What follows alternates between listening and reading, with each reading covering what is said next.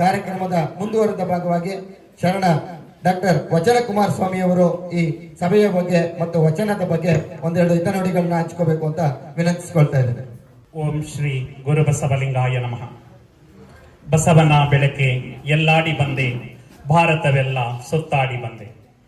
ಬೆವರಿನ ಹನಿಯಲ್ಲಿ ಬೊಮ್ಮವ ತೋರಿಸಿ, ಕಾಯಕದಲ್ಲಿ ಕೈಲಾಸ ತೋರಿಸಿ, ವೃತ್ತಿಯ ಮುಖಕ್ಕೆ ಹೊಸ ಕಳೆ ಬರಿಸಿ, ಕಸುಬಿನ ಕಿಳ್ಳೆಯ ಕಲಂಕ ಬಿಡಿಸಿ, ದುಡಿಮೆಯ ದೇವರ ದೇಗುಲದಲ್ಲಿ ನರ್ತಿಸಿ ಬಂದೆ, ಕೀರ್ತಿಸಿ ಬಂದೆ.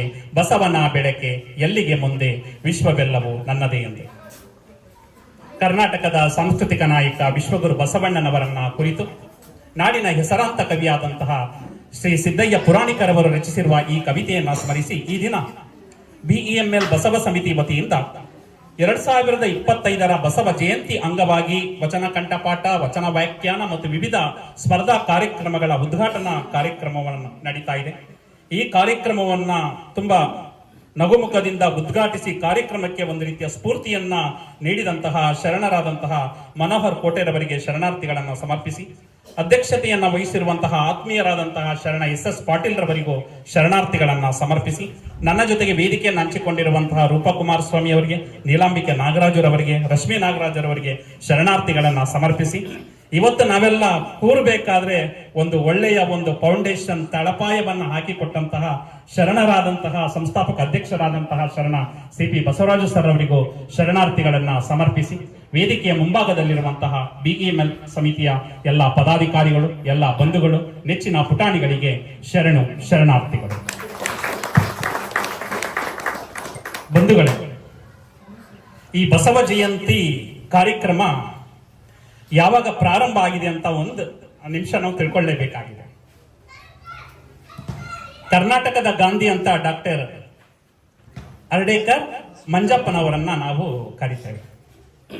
ಅವರು ಹೀಗೆ ಅಧ್ಯಯನ ಮಾಡ್ತಾ ಇರ್ಬೇಕಾದ್ರೆ ಬಸವಣ್ಣನವರ ವಚನಗಳು ಸಿಕ್ಕಿದಾಗ ದಾಸಿ ಪುತ್ರನಾಗಲಿ ವೇಶ್ಯ ಪುತ್ರನಾಗಲಿ ಆ ವಚನವನ್ನ ಅಧ್ಯಯನ ಮಾಡಕ್ ಹೋಗ್ತಾರೆ. ಓದಿದಾಗ ತುಂಬಾ ಅವರ ಕಣ್ತೆರೆಯುತ್ತೆ, ಹೃದಯ ತಟ್ಟುತ್ತೆ, ಮನ ಮುಟ್ಟುತ್ತೆ. ಇಂತಹ ಪುಣ್ಯಾತ್ಮನನ್ನ, ಇಂತಹ ಜಗಜ್ಯೋತಿಯನ್ನ ನಾವು ಜನಮಾನಸಕ್ಕೆ ತಿಳಿಸಬೇಕು ಅಂತ ದಾವಣಗೆರೆಯ ಚಿತ್ರದುರ್ಗದ ಶಾಖಾ ಮಠವಾದಂತಹ ಮೃತ್ಯುಂಜಯ ಸ್ವಾಮಿಗಳವರಲ್ಲಿ ನಿವೇದನೆಯನ್ನ ಮಾಡಿಕೊಡ್ತಾರೆ. ನಾವು ಪ್ರಥಮವಾಗಿ ಬಸವ ಜಯಂತಿಯನ್ನ ಆಚರಣೆ ನಮ್ಮ ದಾವಣಗೆರೆಯವರು ಅಲ್ಲೇ ಮಧ್ಯ ಕರ್ನಾಟಕದವರು ಇದ್ದಾರೆ. ನಮ್ಮ ದಾವಣಗೆರೆಯಲ್ಲಿ ಪ್ರಥಮ ಬಾರಿಗೆ 1913ರಲ್ಲಿ ಬಸವ ಜಯಂತಿ ಕಾರ್ಯಕ್ರಮ ಪ್ರಾರಂಭವಾಗುತ್ತೆ. ಅಲ್ಲಿಂದ ನಾವು ನಿರಂತರವಾಗಿ ವಿಶ್ವದಾದ್ಯಂತ ಬಸವ ಜಯಂತಿ ಕಾರ್ಯಕ್ರಮವನ್ನ ಹಮ್ಮಿಕೊಂಡಿದ್ದೇವೆ. ಅದಕ್ಕೆ ನಾವು ಅರಡೇಕರ್ ಮಂಜಪ್ಪನವರನ್ನ ಮತ್ತೆ ಮೃತ್ಯುಂಜಯ ಸ್ವಾಮಿಗಳವರಿಗೆ ನಾವು ಭಕ್ತಿಪೂರ್ವಕ ಶರಣಾರ್ಥಿಗಳನ್ನ ನಾವು ಚಪ್ಪಾಳೆ ತಟ್ಟುವುದರ ಮುಖಾಂತರ ಸಲ್ಲಿಸಬೇಕು. ಬಂಧುಗಳೇ, ಮನೆಯವರು ಹೇಳಿದಂಗೆ 12ನೇ ಶತಮಾನದಲ್ಲಿ ಯಾವುದೇ ಫೋನ್ ಇರಲಿಲ್ಲ, ಫೇಸ್ಬುಕ್ ಇರಲಿಲ್ಲ, ಇನ್ಸ್ಟಾಗ್ರಾಮ್ ಇರಲಿಲ್ಲ, ಟ್ವಿಟರ್ ಇರಲಿಲ್ಲ, ಯೂಟ್ಯೂಬ್ ಇರಲಿಲ್ಲ. ಇವತ್ತು ನಾವು ಯಾವುದೋ ಒಂದು ಕಾರ್ಯಕ್ರಮವನ್ನ ಮಾಡ್ತಾ ಇದೀವಿ, ನಮ್ಮದ ಒಂದು ಫೋಟೋವನ್ನ ತೆಗೆದು ಅದನ್ನ ಯೂಟ್ಯೂಬ್ ಅಲ್ಲೋ ಫೇಸ್ಬುಕ್ ಅಲ್ಲೋ ಏನಾದ್ರು ಅಪ್ಲೋಡ್ ಮಾಡಿದ್ರೆ ಎಷ್ಟು ಜನ ನೋಡ್ಬೋದು, ಲೈಕ್ ಮಾಡ್ಬೋದು ಅಲ್ಲ?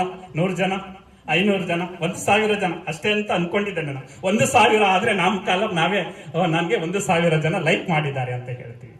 ಆದ್ರೆ 12ನೇ ಶತಮಾನದಲ್ಲಿ ಯಾವುದೂ ಇಲ್ಲದೆ ಬಸವಣ್ಣನವರನ್ನ ನೋಡಿ ಕಾಶ್ಮೀರದಿಂದ ಮೋಳಿಗಮಾರಯ್ಯ ಮೂನವರ ದಂಪತಿ, ಮತ್ತೆ ಆಫ್ಘಾನಿಸ್ತಾನದಿಂದ ಮರುಳ ಶಂಕರ ದೇವರು, ತಮಿಳುನಾಡಿನಿಂದ ಮಾದಾರ ಚೆನ್ನಯ್ಯ, ಇವರೆಲ್ಲ ಬರ್ತಾರಲ್ಲ, ಒಟ್ಟು 1,96,000 ಶರಣರು ಬಸವ ಕಲ್ಯಾಣಕ್ಕೆ ಬರ್ತಾರೆ.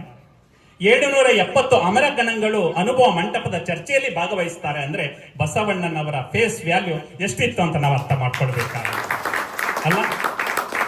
ಅಂತಹ ಒಂದು ವ್ಯಕ್ತಿತ್ವವನ್ನ ನಮ್ಮ BEML ಬಸವ ಸಮಿತಿಯವರು ಏನ್ ಮಾಡ್ತಾ ಇದ್ದಾರೆ, ಈ ಒಂದು ಕಾರ್ಯಕ್ರಮದ ಮುಖಾಂತರ ನೀವೆಲ್ಲ ಎಲ್ಲೋ ಇರ್ತೀವಿ, ಆದ್ರೆ ಸಂಬಂಧಗಳು ರೀಚಾರ್ಜ್ ಆಗಬೇಕು ಅಂದ್ರೆ ಅವ್ರ ಮನೆಗೆ ಹೋಗ್ಬೇಕು. 6 ತಿಂಗಳಿಗೋ 3 ತಿಂಗಳಿಗೋ ಹೋದಾಗ ಮೊಬೈಲ್ ಈಗ 1 ತಿಂಗಳಾದ್ಮೇಲೆ ಕಟ್ ಆಗ್ಬಿಡುತ್ತೆ. ನಾವು ಸಂಪರ್ಕ ಇಟ್ಕೋಬೇಕು ಅಂದ್ರೆ ಮತ್ತೆ ಏನ್ ಮಾಡ್ಬೇಕಾಗುತ್ತೆ, ರೀಚಾರ್ಜ್ ಮಾಡ್ಬೇಕಾಗುತ್ತೆ. ಹಾಗೆ ನಮ್ಮ ಸಂಬಂಧಗಳಿದೆಯಲ್ಲ, ಅದು ನಮ್ಮ ಈ BEML ಬಸವ ಸಮಿತಿಯ ಸಂಬಂಧಗಳು ರೀಚಾರ್ಜ್ ಆಗ್ಬೇಕಾದ್ರೆ ವರ್ಷಕ್ಕೆ 2 ಕಾರ್ಯಕ್ರಮ ಅಂತ ನಾನು ಅಂದ್ಕೊಂಡಿದ್ದೇನೆ. ಮಧ್ಯೆ ತಿಂಗಳ ಕಾರ್ಯಕ್ರಮಗಳು ಮಧ್ಯೆ ನಡೀತಾ ಇರೋದನ್ನ ನಾನು ಕೂಡ ಗಮನಿಸಿದ್ದೇನೆ, ಭಾಗವಹಿಸಿದ್ದೇನೆ. ಹೀಗೆ ಸಂಬಂಧಗಳ ಒಂದು ರೀಚಾರ್ಜ್ ಈ ಒಂದು ಕಾರ್ಯಕ್ರಮಗಳು ಅಂತ ನಾನಾದ್ರೂ ಭಾವಿಸೋದಕ್ಕೆ ಇಷ್ಟಪಡ್ತೇನೆ. ಬಂಧುಗಳೇ, ಯಾವುದೇ ವ್ಯಕ್ತಿ ಪರಿಪೂರ್ಣ ಆಗಬೇಕಾದ್ರೆ ವ್ಯಕ್ತಿಗೆ 3 ಶುದ್ಧಿಗಳು ತುಂಬಾ ಅವಶ್ಯಕತೆ ಇದೆ. ಒಂದು ತನುಶುದ್ಧಿ, ಇನ್ನೊಂದು ಮನಶುದ್ಧಿ, ಇನ್ನೊಂದು ಭಾವಶುದ್ಧಿ. ತನುಶುದ್ಧಿಗೆ ಇದನ್ನ ಶರಣರು ತುಂಬಾ ಚೆನ್ನಾಗಿ ಅರ್ಥವನ್ನ ಮಾಡಿಕೊಂಡು ಅದಕ್ಕೆ ವಿಶೇಷವಾದಂತಹ ಅಂಶಗಳನ್ನ ನಮಗೆ ಕೊಡುಗೆಯಾಗಿ ಕೊಟ್ಟಿದ್ದಾರೆ. ತನುಶುದ್ಧಿಗೆ ಏನ್ ಕೊಟ್ರು? ಕಾಯಕವನ್ನ ಕೊಟ್ರು. ಮನಶುದ್ಧಿಗೆ ಏನ್ ಕೊಟ್ರು? ಇಷ್ಟಲಿಂಗ ಪೂಜೆಯನ್ನ, ಇಷ್ಟಲಿಂಗ ಯೋಗವನ್ನ, ಶಿವಯೋಗವನ್ನ ಕೊಟ್ರು. ಭಾವಶುದ್ಧಿಗೆ ದಾಸೋಹವನ್ನ ಕೊಟ್ರು. ಇಲ್ಲಿ ತನುಶುದ್ಧಿಗೆ ಕೊಟ್ಟದ್ದು ಕಾಯಕ ವಿಶೇಷವಾದದ್ದು. ಯಾಕಂದ್ರೆ 18ನೇ ಶತಮಾನದಲ್ಲಿ ಅರ್ಥಶಾಸ್ತ್ರಜ್ಞ, ಅಂದ್ರೆ ಅರ್ಥಶಾಸ್ತ್ರಜ್ಞದ ಪಿತಾಮಹ ಅಂತ ಕರಿತೀವಿ ಯಾರನ್ನ? ಆಡಮ್ ಸ್ಮಿತ್ ಅವರನ್ನ. ಅವ್ರೇನ್ ಹೇಳ್ತಾರೆ? ಅರ್ಥಶಾಸ್ತ್ರ ಅಂದ್ರೆ ಸಂಪತ್ತನ್ನು ಹರಿಯುವ ಶಾಸ್ತ್ರ ಅಂತ ಕರೀತಾರೆ. ನಂತರ 19ನೇ ಶತಮಾನದಲ್ಲಿ ಬರ್ತಾರೆ ಪ್ರೊಫೆಸರ್ ಮಾರ್ಷಲ್ ಅಂತ ಬರ್ತಾರೆ. ಅವ್ರು ಹೇಳ್ತಾರೆ ಬರೀ ಸಂಪತ್ತನ್ನು ಅರಿಯುವ ಶಾಸ್ತ್ರ ಮಾತ್ರ ಅಲ್ಲ, ಸಂಪತ್ತು ಜನಮಾನಸಕ್ಕೆ ಬಳಕೆ ಆದ್ರೂ ಮಾತ್ರ ಅದನ್ನ ಅರ್ಥಶಾಸ್ತ್ರ ಅಂತ ಕರೀತಾರೆ ಅಂತ ಹೇಳ್ತಾರೆ. ಅದನ್ನ ನಾವು ವಿಶೇಷವಾಗಿ ಅವ್ರನ್ನ ಬಣ್ಣಿಸ್ತೇವೆ. ಆದ್ರೆ 18, 19ನೇ ಶತಮಾನದಲ್ಲಿ, 12ನೇ ಶತಮಾನದಲ್ಲಿ ಬಸವಣ್ಣವ್ರು ಏನ್ ಹೇಳಿದ್ರು ಅಂದ್ರೆ, ದುಡಿದು ಉಂಡ್ರಿ, ಉಳಿದದ್ರಲ್ಲಿ ಸ್ವಲ್ಪ ಸಮಾಜಕ್ಕೆ ಕೊಡ್ರಿ ಅಂದ್ರು. ಅಂದ್ರೆ ದುಡಿದು ಉಂಡ್ರಿ ಅಂದ್ರೆ ಕಾಯಕ ಮಾಡ್ರಿ, ಸಮಾಜಕ್ಕೆ ಕೊಂಡ್ರಿ ಅಂದ್ರೆ ಒಂದು ಸ್ವಲ್ಪ ದಾಸೋಹ ಮಾಡ್ರಿ ಅಂದ್ರು. ಈ ಕಾಯಕ ಮತ್ತು ದಾಸೋಹ ತತ್ವಗಳು ಇಡೀ ನಮ್ಮ ಲಿಂಗಾಯತ ಧರ್ಮದ ಎರಡು ಕಣ್ಣುಗಳು ಅಂತ ನಾವಾದ್ರೂ ಭಾವಿಸ್ಬೇಕಾಗುತ್ತೆ. ಇವತ್ತು ಏನಾದ್ರೂ ಯಾವುದೇ ಕಾರ್ಯಕ್ರಮಗಳು ವಿಶೇಷವಾಗಿ ನಡೀತಾ ಇದೆ ಅಂದ್ರೆ ಈ ಒಂದು ಕಾಯಕ ಮತ್ತು ದಾಸೋಹದಿಂದ. ಮತ್ತೆ ನಮ್ಮಲ್ಲಿ ದಾನ ಅನ್ನೋ ಪದಕ್ಕೆ ನಾವು ಬಳಸೋದಿಲ್ಲ. ನಾವು ಯಾವುದೇ ಪದವನ್ನ ಬಳಸಬೇಕಾದ್ರೂ ದಾಸೋಹಿ ಅಂತ ಬಳಸ್ತೀವಿ. ದಾನ ಅಂತ ಯಾರನ್ನು ಬಳಸ್ತೀವಿ? ಆ ಪರಶಿವನನ್ನು ಮಾತ್ರ. ಅವ್ರು ಹೇಳ್ತಾರಲ್ಲ, ಇಡೆ ನಿಮ್ಮ ದಾನ, ಬೆಳೆ ನಿಮ್ಮ ದಾನ, ಸುಡಿದು ಬೀಸುವ ಗಾಳಿ ನಿಮ್ಮ ದಾನ, ನಿಮ್ಮ ದಾನವನ್ನುಂಡು ಹನ್ನೆರ ಹೊಗಳುವ ಕುಂಡಿಗಳೇನೇನೆಂಬ ರಾಮನಾಥ ಅಂತ ಜೇಡರ ದಾಸಮಯ್ಯನವರೇ ಬಿಡ್ತಾರೆ. ಅಂದ್ರೆ ಅದು ಶಿವನದು. ಇಳೇನು ಅವಂದೇ, ಬೆಳೆನೂ ಅವಂದೇ, ಮಧ್ಯೆ ಬೀಸುವಂತಹ ಗಾಳಿಯೂ ಕೂಡ ಅವನ ಮಧ್ಯದಲ್ಲಿ ನಾವಿದ್ದೇವೆ. ಅವನ ಕರುಣೆಯಿಂದ ನಾವು ಉಸಿರಾಡುವಂತ ಗಾಳಿ ನಿಂತೋದ್ರೆ ನಾವಿಲ್ಲ. ಆದ್ರೆ ಅಂತಹ ಅವನು ದಾನವನ್ನ ನಾವು ಬಳಸ್ಕೊಂಡಿದೀವಿ ಅಂದ್ರೆ ಅವನದನ್ನ ನಾವೇನ್ ಮಾಡ್ತಿದೀವಿ? ಅವನು ಕೊಟ್ಟಿರೋದನ್ನ ನಾವೇನ್ ಮಾಡ್ತಾ ಇದೀವಿ? ಹಂಚ್ತಾ ಇದೀವಿ. ಅದನ್ನೇ ದಾಸೋಹ ಅಂತ ಕರೀತಾರೆ.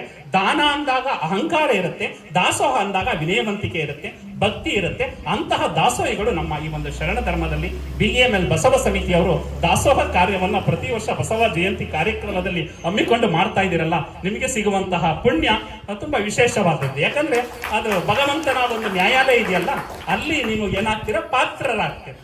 ಭಗವಂತ ಇದಾನೆ ಮೇಲೆ, ಧರಣಿಯ ಮೇಲೊಂದು ಹಿರಿದಪ್ಪ ಅಂಗಡಿಯ ನಿಕ್ಕಿ ಅರದ ಕೊಳ್ಳಿರದ ನಮ್ಮ ಮಹಾದೇವ ಶೆಟ್ಟಿ, ಒಮ್ಮನವಾದಡೆ ಒಡನೆ ನುಡಿವನು, ಹಿಂಬನವಾದಡೆ ನುಡಿಯನು, ಕಾಣಿಯ ಸೋಲ ಅರ್ಧ ಗಾಣಿಯಗೆಲ್ಲ ಜಾಣ ನೋಡವ ನಮ್ಮ ಕೂಡಲ ಸಂಗಮ ದೇವ ಅಂತ.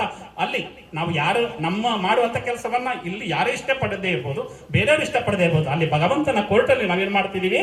ಅಲ್ಲಿ ಒಳ್ಳೆಯ ದಾಸೋಹವನ್ನ ಮಾಡಿದ್ರೆ ಅಲ್ಲಿ ನಾವು ಸಲ್ತೀವಿ ಅಂತ ಹೇಳ್ತಾ, ಈ ಒಂದು ಕಾರ್ಯಕ್ರಮಗಳ ಮುಖಾಂತರ ಚಿಣ್ಣರಿಂದ ಹಿಡಿದು ವಯಸ್ಸಾದವರು ಕೂಡ ಈ ಕಾರ್ಯಕ್ರಮಗಳಲ್ಲಿ ಭಾಗವಹಿಸುವಂತೆ ಒಂದು ಪ್ರೇರಣೆ. ಕಳೆದ 2 ವರ್ಷಗಳಿಂದ ಒಂದು BAML ಬಸವ ಸಮಿತಿ ಅಂದ್ರೆ ಕೇವಲ ಇಲ್ಲಿರೋರು ಭಾಗವಹಿಸೋರು ನೋಡಿರೋದಲ್ಲ, ಇದನ್ನ ಇಡೀ ವಿಶ್ವದಾದ್ಯಂತ ಒಂದು 15 ದೇಶ 10 ರಾಜ್ಯಗಳಲ್ಲಿ ನಮ್ಮ ವಾಟ್ಸ್ಆಪ್ ಗ್ರೂಪ್ ಇದೆ. ಎಲ್ಲರಿಗೂ ಇಲ್ಲಿ ನಡೆಯುವಂತ ಕಾರ್ಯಕ್ರಮಗಳನ್ನ ಶೇರ್ ಮಾಡ್ತೀವಿ. ವಿಶ್ವದಾದ್ಯಂತ BAML ನ ಬಸವ ಸಮಿತಿಯ ಕಾರ್ಯಕ್ರಮಗಳನ್ನ ನೋಡೋದಿಕ್ಕೆ ಒಂದು ಕಣ್ತುಂಬಿಕೊಳ್ತಾ ಇದ್ದಾರೆ.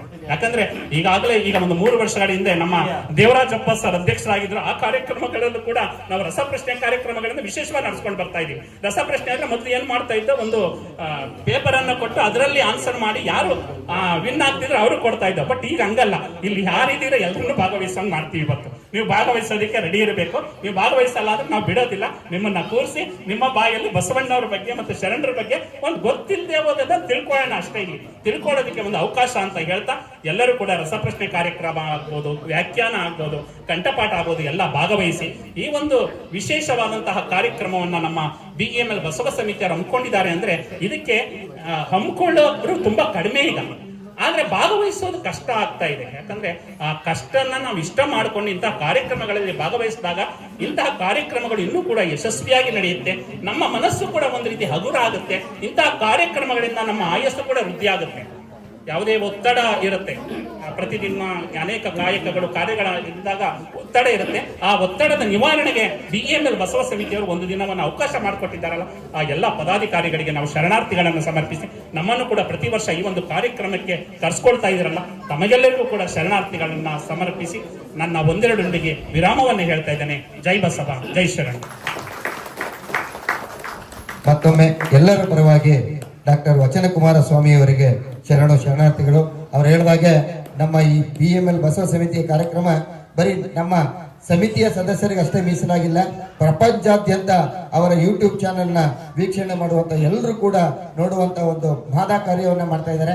ಮತ್ತೊಮ್ಮೆ ತಮ್ಮೆಲ್ಲರ ಜೋರು ಚಪ್ಪಾಳಿಯ ಮೂಲಕ ಅವರಿಗೆ ಸಮಿತಿಯ ಪರವಾಗಿ ಶರಣಾರ್ಥಿಗಳನ್ನ ಸಲ್ಲಿಸ್ತೇನೆ.